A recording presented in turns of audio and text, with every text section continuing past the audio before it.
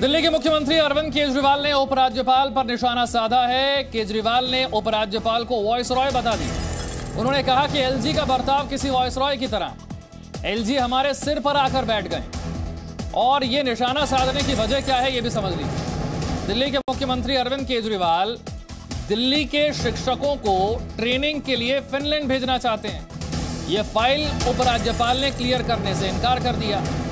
उपराज्यपाल ने कहा कि देश में ही क्यों टीचर्स की ट्रेनिंग नहीं हो सकती, विदेश भेजने की जरूरत क्या है। इसी को लेकर अरविंद केजरीवाल उपराज्यपाल से नाराज हैं और कह रहे हैं कि दिल्ली के लोगों का पैसा है, दिल्ली के बच्चे हैं, दिल्ली के छात्र हैं, दिल्ली के टीचर हैं।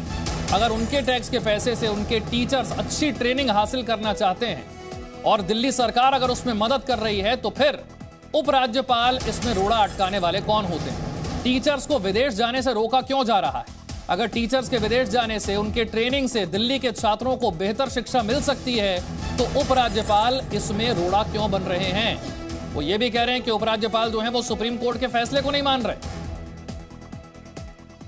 दिल्ली के लोगों का पैसा है, टैक्स का पैसा है, दिल्ली के लोगों का टैक्स के पैसे से, दिल्ली के टैक्स के पैसे से भेज रहे हैं। लोगों का पैसा, लोगों के बच्चे, अपने पैसे से लोग अपने बच्चों को ट्रेनिंग के लिए भेजते हैं। ये वो क्या कहते हैं, पराए घर में अब्दुल्ला दीवाना। ये एलजी कौन हो गया है? बेगानी शादी में अब्दुल्ला दीवाना। ये एलजी कहां से आ गया? कौन है एलजी? कहां से आ गया एलजी? किस बात का एलजी? कौन एलजी? कौन लेफ्टिनेंट गवर्नर? हमारे सर पे बैठ गया आके लेफ्टिनेंट गवर्नर। अब वो तय करेंगे कि हम अपने बच्चों को कहां पढ़ाएंगे। दिल्ली के 2 करोड़ लोगों ने मेरे को चुन के भेजा है। आप कौन हैं? मैंने उनसे पूछा आप कौन हैं? ये मैंने पूछा एलजी साहब से। मैंने कहा सर आप कौन है? मेरे को तो जनता ने चुन के भेजा। कहते मेरे को प्रेसिडेंट ने भेजा। मैंने कहा वैसे ही जैसे अंग्रेज वाइसरॉय भेजते थे वैसे ही आपको प्रेसिडेंट ने पहले बोले आपकी सरकार अच्छी नहीं चल रही, आपने ये नहीं किया, आपने वो नहीं किया, आपकी सरकार में ये। मैंने सर वो वाइसरॉय जो होते थे ना वो कहते थे you bloody Indians, you don't know how to govern. मैंने कहा एलजी साहब आज आप भी वही भाषा इस्तेमाल कर रहे हो, यू ब्लडी दिल्ली वालाज, you don't know how to govern. मैंने कहा सर दिल्ली छोड़ दो हमारे हालात पे, हम अपनी दिल्ली चला लेंगे। सारी फाइलें एलजी साहब के पास जाती हैं, सारी फाइलें एलजी साहब के पास जाती हैं। एलजी साहब ने एक बार नहीं 2 बार ऑब्जेक्शन लगा के फाइल के ऊपर भेजा। अभी मैं पढ़ के सुनाऊंगा थोड़ी देर में।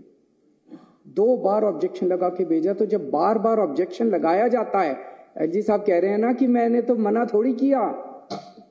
जब 2 बार ऑब्जेक्शन लगाया, अब तीसरी बार भेजेंगे तो फिर ऑब्जेक्शन लगाएंगे, तो इसका मतलब आपकी नीयत खराब है। एक बाबू क्या करता है, आप अपना लाइसेंस बनाने जाते हो, लाइसेंस बनाने वाला मना थोड़ी करता है, वो ऑब्जेक्शन पे ऑब्जेक्शन, ऑब्जेक्शन पे ऑब्जेक्शन, फिर आप दलाल को पकड़ते हो। वो दलाल कहता है इतने पैसे दे दो, बाबू को अंदर पैसे दे दूंगा और वो फाइल क्लियर कर देगा।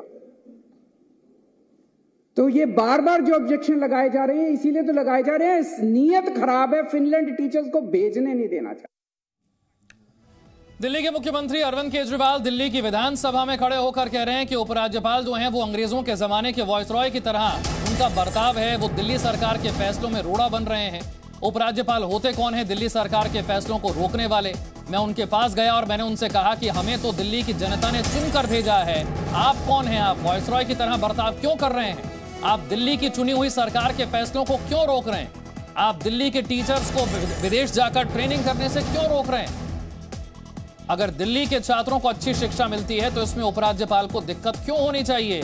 ये सवाल उठा रहे हैं दिल्ली के मुख्यमंत्री अरविंद केजरीवाल।